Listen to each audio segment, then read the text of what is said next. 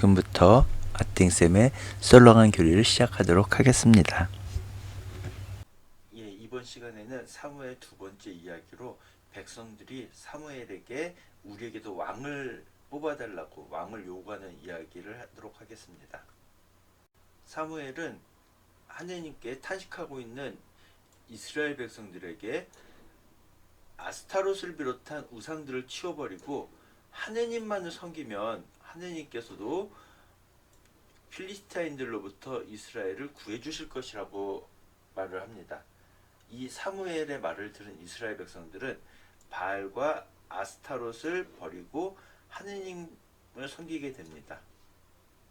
사무엘은 이스라엘 백성을 미츠파로 불러 모으고 이스라엘 백성들을 위해서 하느님께 기도드리게 됩니다. 이때 이스라엘 백성들은 단식하면서 자신의 잘못을 고백하고 속죄하게 됩니다. 필리스티아 사람들은 이스라엘 사람들이 미츠파에 모여들었다는 소식을 듣고 이스라엘을 치러 미츠파로 가게 됩니다. 필리스티아 사람들이 이스라엘을 치러 왔다는 소식을 듣고 이스라엘 백성들은 두려움에 빠지게 됩니다. 그래서 사무엘에게 하느님께 이스라엘 백성들을 구해주시기를 계속 기도해달라고 청하게 됩니다. 사무엘이 어린 양 한 마리를 하느님께 번제물로 바치게 됩니다.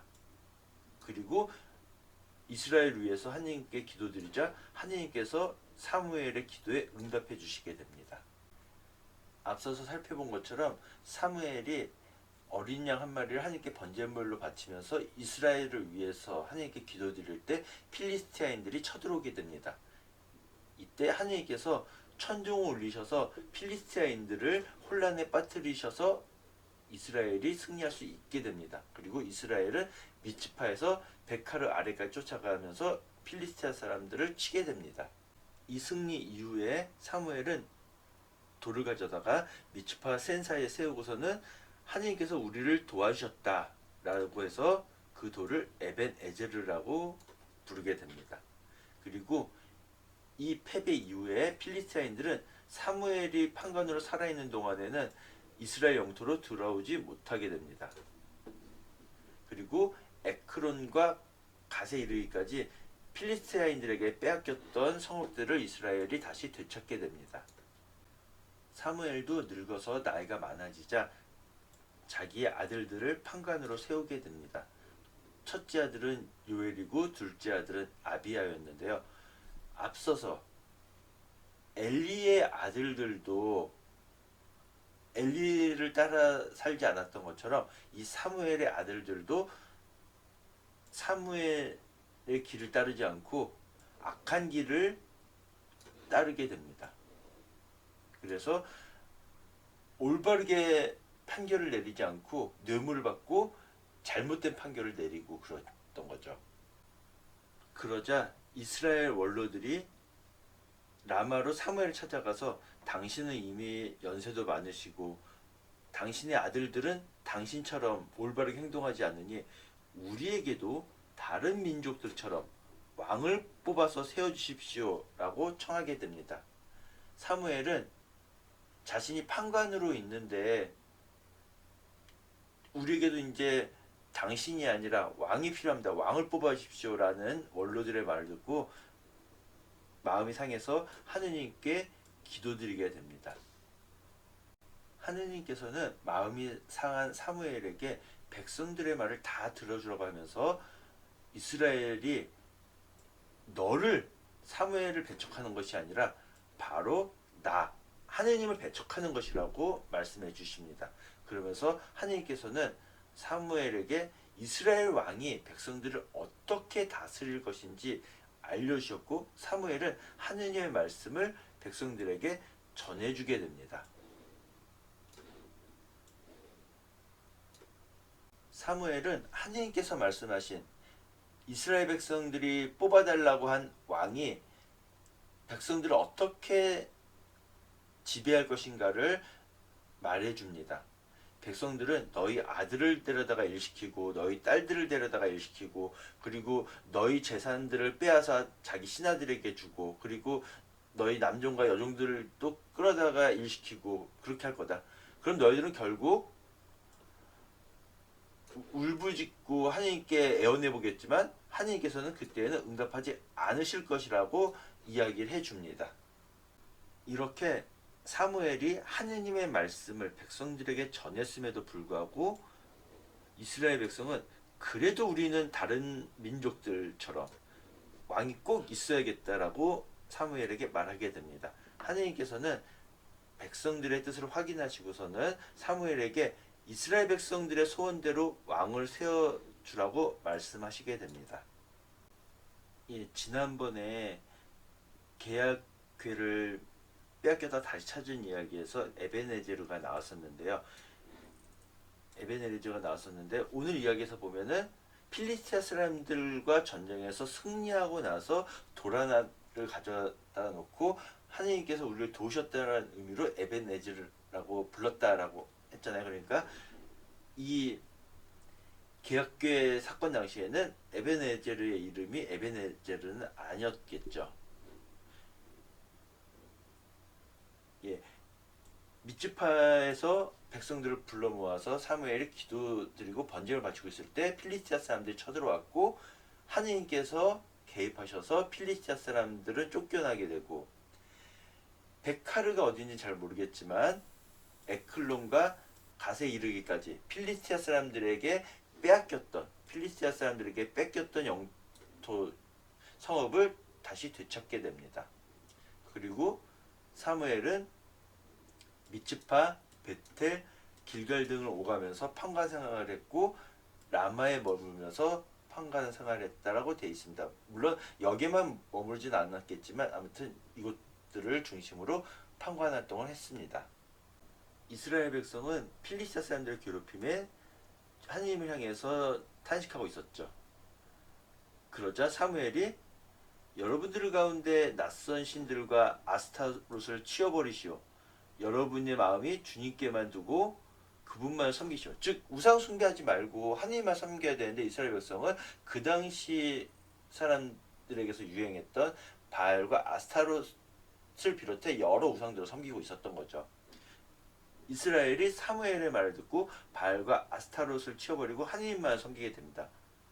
그러자 사무엘이 이스라엘을 미츠파로 모읍니다. 그리고 하나님께 기도를 드리게 되죠. 그러자 사람들은 미츠파로 모여와서 단식하면서 하나님께 자신의 죄를 고백하면서 통회하게 됩니다. 필리스티아 사람들은 이스라엘 사람들이 미츠파에 모였다는 소식을 듣고 이스라엘을 치기 위해서 올라오게 됩니다. 이스라엘 사람들도 필리스티아 사람들이 온다는 말을 듣고 두려워하면서 사무엘에게 필리스티아인들의 손에서 우리를 구해주시도록 하나님께 계속 기도해달라고 사무엘에게 청하게 됩니다.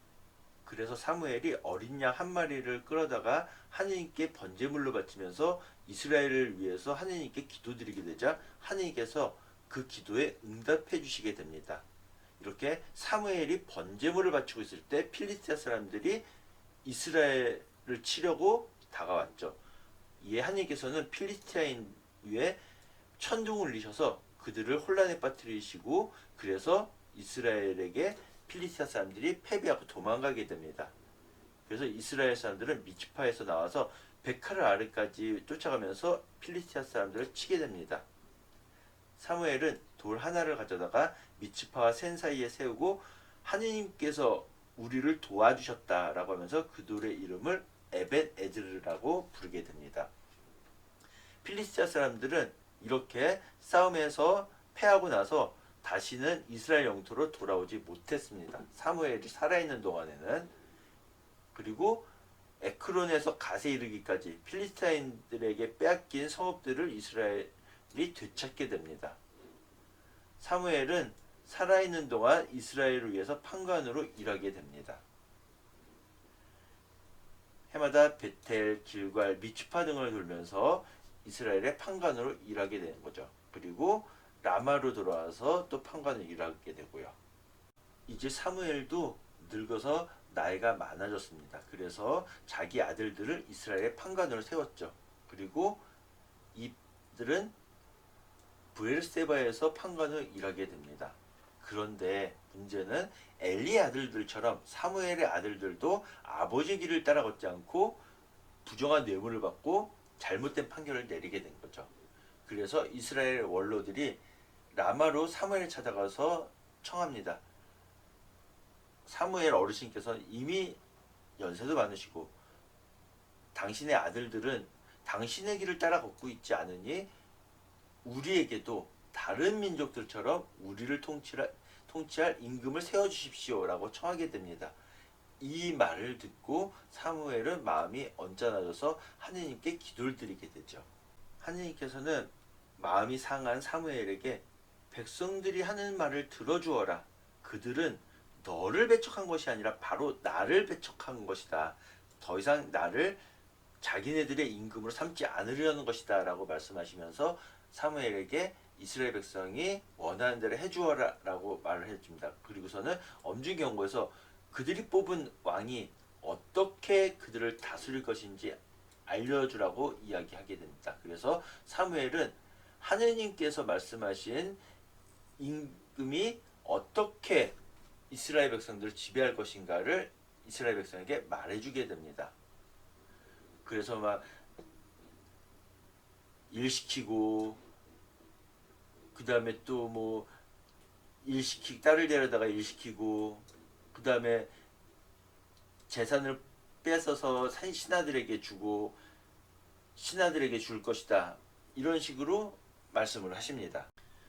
또 종들이나 재산을 끌어다가 일시킬 거고 그러면은 결국에는 당신들마저 왕의 종이 될 것이다.